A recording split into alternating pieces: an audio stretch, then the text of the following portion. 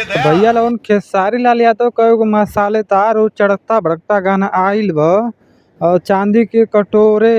तो ई तू सोच मतलब तू ही जान के मत सोचिया कि चांदी के कटोरा वाली बात है। यहाँ कुछ औरी वाली बात ही है। अच्छा। तो हाँ भैया काहे से कि गाना बहुते शानदार है, बहुत सुन में अच्छा लगत है। खेसारी लाल यादव गाना बा। आ खेसारी लाल यादव गाना में तो उनके बता दें कि दिखावल का जाला तो में दिखावल तो ये जाता है कि खेसारी भैया जौन की बहुत महंगा कंपनी में मतलब कि ऑफिस में काम करे वाला रहे ना। आ एगो मैडम जी रहे नहीं मतलब कि बहुत शानदार मतलब समझ ला कि रहे नहीं।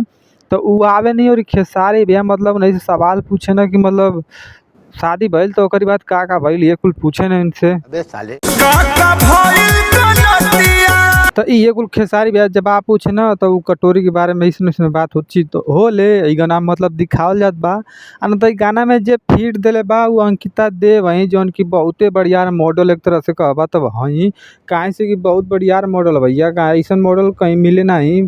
तो लोग हाई पिक्चर देख सकत हवन कि इनके पिक्चर मतलब डाल दिला मॉडल के मामला में। क्या माल है यार। आ न तो इनके और तो उनके बता दी तो बहुत काहे से कि मस्त मतलब इनके फॉलोअर बता दी इंस्टाग्राम पर। तो देख रहा लगभग 5 मिलियन होके वाला फॉलोअर हो सब बहुते बढ़िया मतलब मॉडल है ई।